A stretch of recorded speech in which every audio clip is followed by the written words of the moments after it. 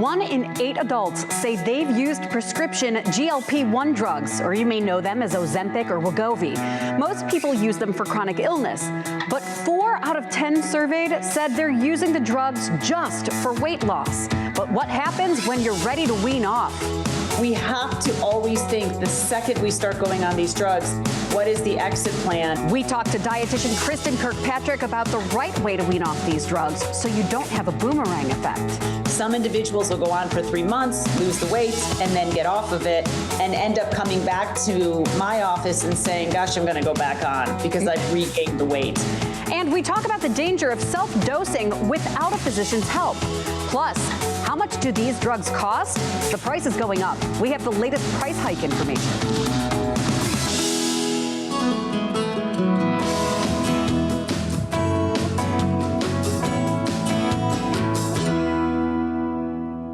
Everyone, I'm Maureen Kyle. Thanks for joining me here on Mom Squad. I'm sure by now you've heard about the Ozempic weight loss trend. These drugs have been around for years to treat diabetes and heart disease, but now many people are taking them for obesity or simple weight loss. In fact, medical professionals are researching these drugs for other positive side effects as well. Let's take a look at some of these numbers. According to KFF, 39% of adults tracked in this study used GLP-1 drugs to treat a chronic condition. 23% are using it for both a chronic condition and weight loss. 38% are using it for just weight loss. Younger adults are more likely to report using these drugs for weight loss more than older adults. And 79% said they got their prescription directly from a doctor, but the rest got the drugs from a medical spa, online provider, or another method. There are warnings for you if you're getting on Ozempic, Wegovy, or other drugs from someone other than your doctor. We'll get into that in a little later in the show, but first, dietitian Kristin Kirkpatrick and I discuss how you need an exit plan before you even start taking any prescriptions intended for weight loss. Kristin, thank you so much for joining us. Now, this is all based on last time we talked about summer weight gain. You and I had this off-camera conversation about weight loss drugs and the popularity and weaning off. I know so many people have so many questions, but I want to start out with how popular are these weight loss drugs for not just people who have obesity, but then just everyday people who want to lose, whether it's 20 pounds, 10 pounds, like, is that what we're starting to see? Oh yeah, we're starting to see that for sure. So the rise in popularity, I mean, we continue to see it go up and up and up. And you're right, you hit the nail on the head that it's not just individuals that need to manage blood sugar or diabetes. Sometimes it's individuals that say, I really need to lose 20 pounds. I've tried everything. That's what I hear from my patients, that one line, I've tried everything. Nothing's working. I want to try these drugs. So it's really rising in popularity, but then we don't think always about, okay, well, how long are we going to be on these drugs? And what happens when we do reach our goal? What happens then? Yeah, and really quick, I mean, even this morning, I don't know if it's because I was talking about this interview coming up or something, but I notice on my social media, I'm seeing these ads targeting just everybody. It's targeting women who are going through perimenopause, saying, hey, you know, you can't control your weight, or you've tried everything, try this. How much is this being put in front of people who are considering any other weight loss methods? I think it's hard to miss. I walked into a drugstore the other day and there was this huge sign that said, hey, for $99, we can get you semaglutide. So it's really being marketed, you know, not just in the doctor's office, which is where it started, but now it's being marketed everywhere. Even, you know, you're a mom, I'm a mom, even within the circles in our mom circles at school, everyone's talking about it. Everyone's talking about who's on it, who's not on it. So even if you're not on it, it's definitely a topic of conversation. It's being marketed every place you go. You're going to be hit with marketing for this. Yeah, and it's tempting. I mean, like you just said, it's in our friend circles. And I know I had a friend where she and I were looking at each other going, okay, are we the only ones not on this? Not on it. And then are we going to be the overweight friends because we're not taking that? There's like peer pressure. Right. There's a lot of peer pressure, but I almost feel like it's almost becoming more mainstream, where people in the beginning were very, a lot of my patients were very shameful with it. And if they had lost 20 pounds and someone said, hey, you look great, they would say, oh, I've been doing Pilates and I've been really doing a lot of exercise. And now people are like, oh yeah, I'm on Ozempic, right? Like it's just kind of like a badge of honor. Right. So I think it's becoming more accepted as well. And that's why that might be why we see the popularity. I mean, they are very effective. These are very effective drugs at lowering blood sugar. They're very effective with weight loss because of the mechanism that they create when you take them. They're not without side effects, of course, but they're effective. So for individuals who have struggled their entire lives with losing weight, sometimes it doesn't matter to them. I only have 20 pounds versus I have 100 pounds. This seems to be a cure, but unfortunately it's not a cure because we don't know if you're on it for life. Right. And my point being is it's so easy now to get on these drugs, whether it's low dosage or whether it's a higher dosage. It seems so accessible. So it's easy to start, but then talk to me about the process of when somebody is on these, and then what if they do want to wean off, and how long are they going to be on them? Right. Well, I think, it's easy to start. You brought that up, and it is easy to start. You can get it from so many different sources. But what I tell my patients is when we think about weaning off, we actually have to start at the beginning. This is why we want to make sure we're working with a physician who works with many patients who are on these drugs to help with what is the right way to focus on my diet and exercise while I'm on the drugs. That makes it easier to wean off. Now, we do have studies showing that, and very strong studies showing that when you get off these drugs, a lot of things come back. We get what's called weight rebound. So we tend to gain some of that weight back. Most studies show that about 2/3 of weight ends up coming back after you stop these drugs. Our appetite will come back. I had a patient the other day that said, I was drinking too much. I went on these drugs. I haven't drank in 9 months. Now I'm ready to get off because I hit my goal weight. That desire to drink may come back. So there's so many mechanisms that we don't know about, but we have to recognize that when we get off the drug, all of those things that helped us lose weight and not want food and want less of food, those come back. We also have studies showing that metabolic changes that may have been improved also come back. So if you were able to manage your blood sugar and then you get off the drug and you don't do it right, then your blood sugar may start rising again. So we have to always think the second we start going on these drugs, what is the exit plan if there is an exit plan? We can't just go on them and say, I'm just going to eat less. Well, how long do you think somebody should consider, what time frame should they be on a weight loss drug? That's really a conversation between the individual and their physician. I have patients who have been on these drugs for over 2 years. And let's keep in mind that semaglutide has been around for a very long time. It's some of those other drugs haven't, but semaglutide has. So we have people that have been on it very long. Some individuals will go on for 3 months, lose the weight, and then get off of it and end up coming back to my office and saying, gosh, I'm going to go back on because I've regained the weight. So let's think about the mechanisms of why you lost weight to begin with. Number one, a delay in gastric emptying. So that means that when you eat something, kind of sits in your stomach. It doesn't really move through the way it used to. That keeps you fuller longer. So when you get off the drug, focusing on those foods that keep you fuller longer, things that are high in fiber, making sure you're getting enough water, even healthy fats that help to keep you satiated, protein. Those are all things we want to focus on.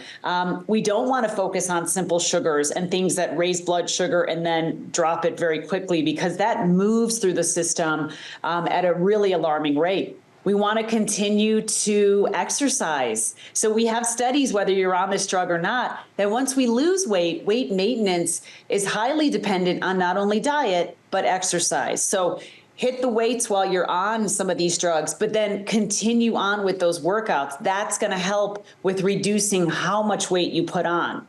So we probably all are going to put on a little bit of weight, but the question is how much? So I think exercise, diet, maybe even considering a moderate carbohydrate diet, that could help with blood sugar management.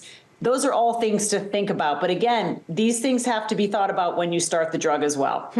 Now, when you say that, because I was going to ask, everybody's going to gain at least a little bit of weight back. So then if I'm watching and I'm on one of those weight loss drugs, and let's say my goal weight was lose 30 pounds, then is it healthy or unhealthy to start to think, okay, well, maybe if I lose 40 on the drugs, then and then take care of it, then I'll be at my goal weight? Is that how you do the math, or is that an unhealthy way of thinking of it?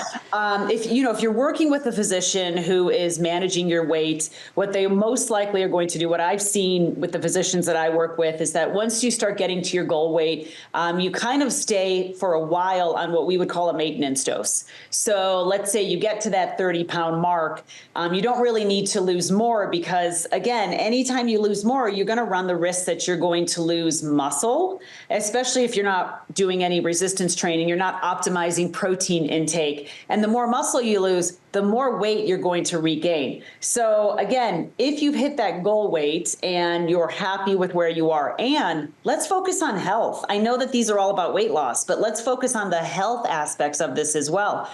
If your numbers are looking good, and that was your ultimate goal, right? Your cholesterol, your LDL, your hemoglobin A1C, those are looking good, then you might be on a maintenance dose, maybe a few months. And then there could be that weaning off where you take a lower dose for a few weeks and then a lower dose the next few weeks, and then you're off.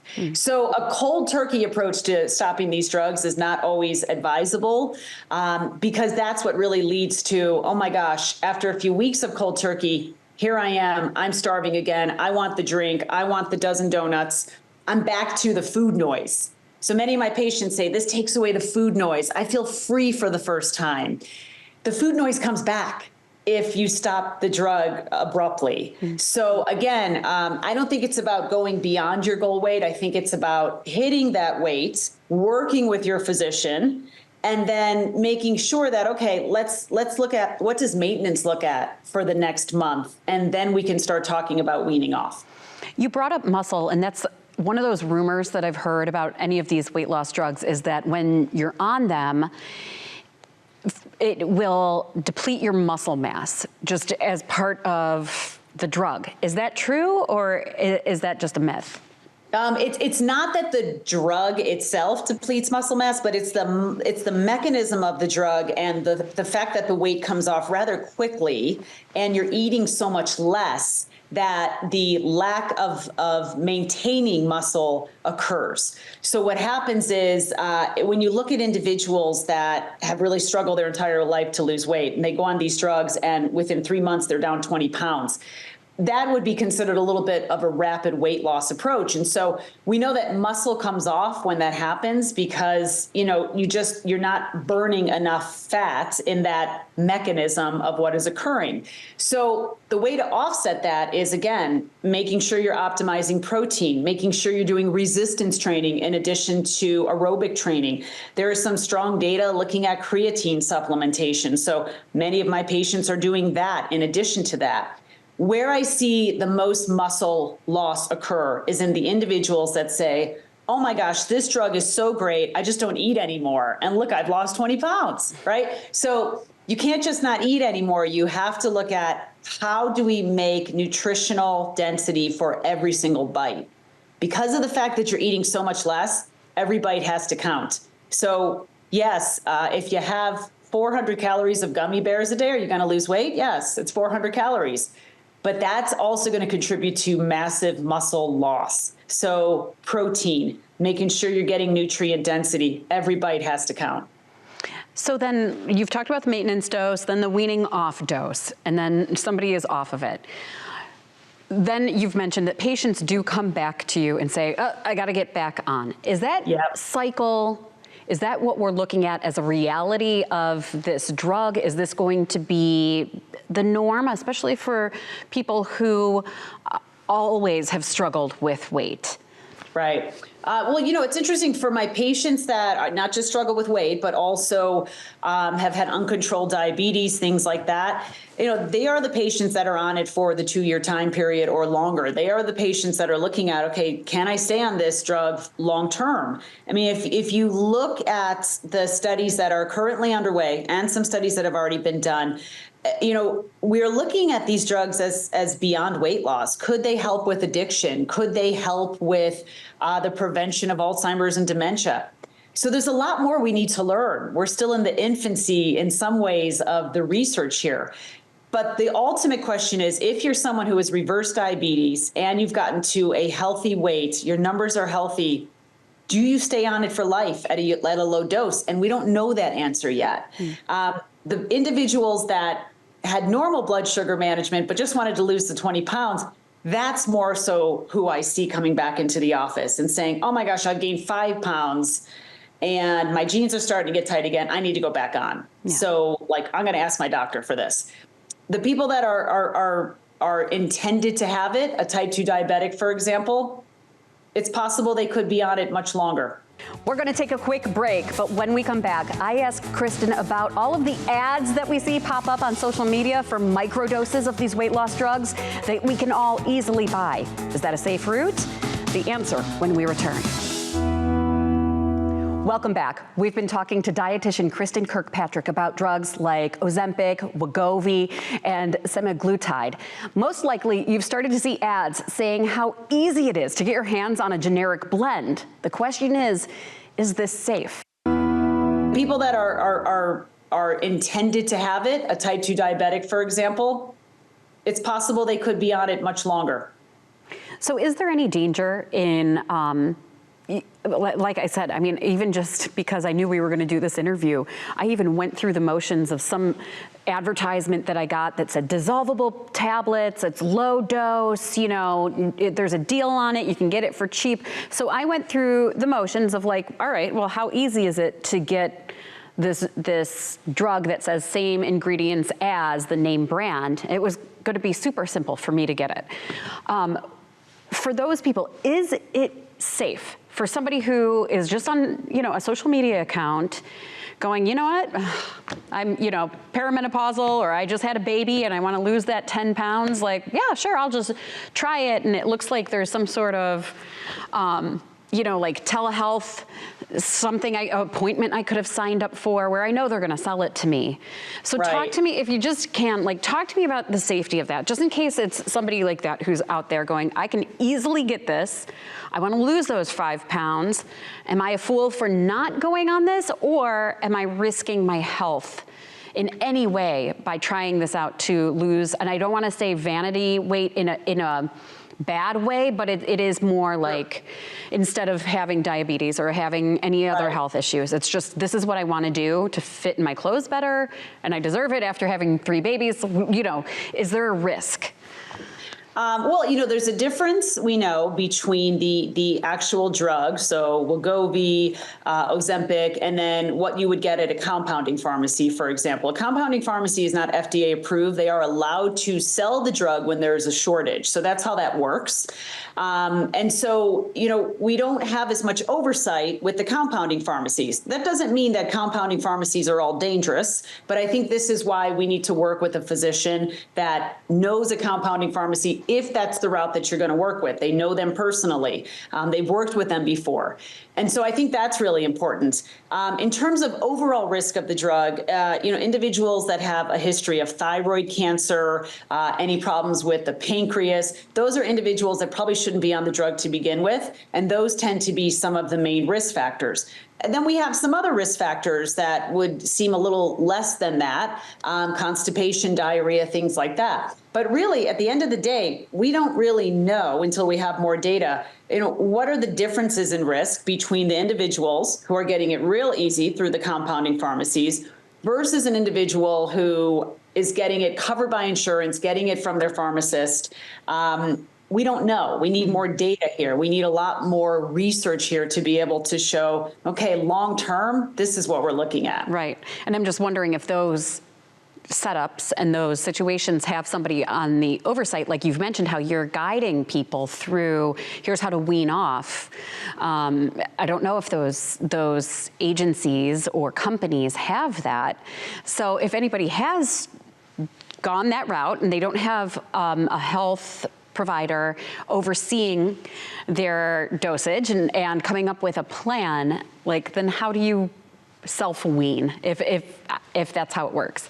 Right. So that's, I mean, that is not a situation that I would recommend. I would say if you're going to go through, if, like, let's say you just really want to be on Ozempic, or you really want to be on some of these drugs, you can't get it because your insurance won't cover it, or the price is just so astronomical, so you can't afford it. that's when you might start looking at, okay, I'm going to look at a compounding version because that's going to really cut the cost pretty dramatically. I wouldn't recommend an individual walk into a random spa and just pick up, what they need in order to do that and start self-injecting. I think it's so important to work with a physician, to work with an expert, whether that's a physician, a nurse practitioner, someone who is very much in the know about this, someone who is doing this day in and day out, and someone who, as you said, Maureen, can give you a plan. Mm-hmm. So that is the route that I would recommend for individuals. Those exist, right? We have such a spectrum of where you can get these drugs, from that ad I saw going into the drugstore to maybe another option where there's a group of physicians that are offering this a little bit more affordable. Mm-hmm. Do your research. This is true anytime you're going to look at something that's going to be changing your health. So do your research, find something that has a physician or nurse practitioner at least tied to it, and really can help guide you through the process. Yeah. Before I let you go, you said it's in your friend circles, it's in my friend circles, it's a topic of conversation no matter what, especially lately. Is there anything else that pops up when you're talking to friends that you think we haven't talked about yet, but people should really know about these weight loss drugs? One of the things I have noticed, especially within my circles, but also in some of my patients, is whether or not people are getting on these drugs and then going through the risk of maybe disordered eating. So you brought up the fact of someone maybe needing to lose 30 pounds and they go for 40. And I've seen this, unfortunately, where people become so thin, so frail, and they stay on the drug. And we now get into a little bit of disordered eating where it's really kind of altering their relationship with food in more of a negative way. So I think that's one thing we always have to keep alert on. If you're someone who has a history of disordered eating, these drugs may not be the best option because they could bring those things back. And if you worked hard to kind of go to the other side of it in recovery, these drugs may not help you. So again, we have to look at what is reasonable if we get to a point where we have no energy and our weight is so low and all we care about is that low number on the scale.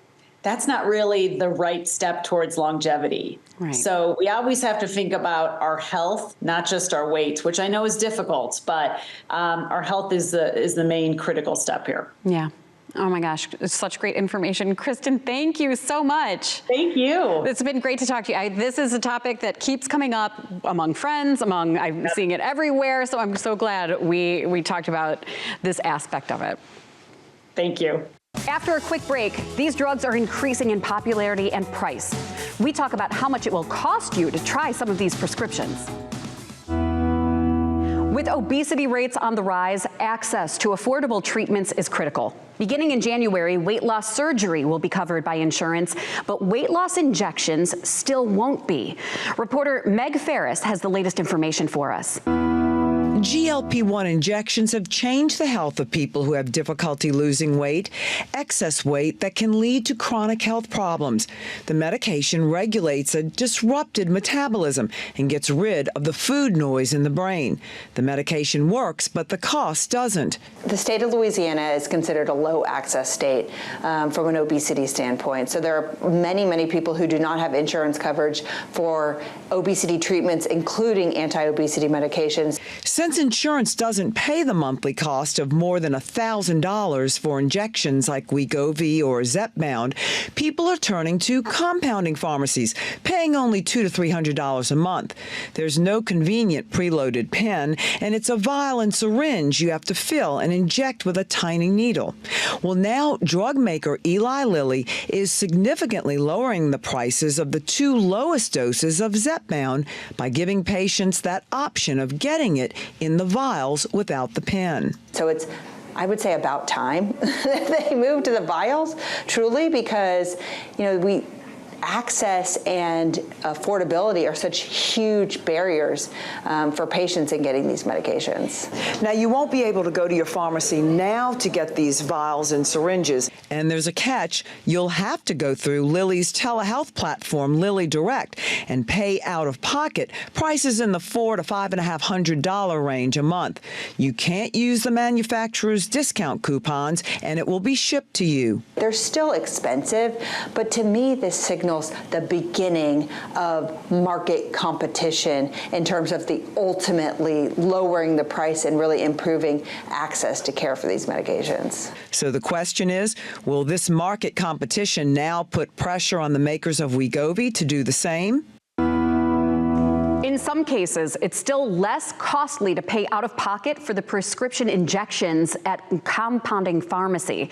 This is such a popular topic, and as we were saying, one that we are all talking about. So I hope this information was useful to you. And we want you to join our squad. Remember to join the Mom Squad with Maureen Kyle Facebook page. And if you miss any episodes, you can find them on the Mom Squad YouTube page. Thanks for being with us. We'll see you right back here next time.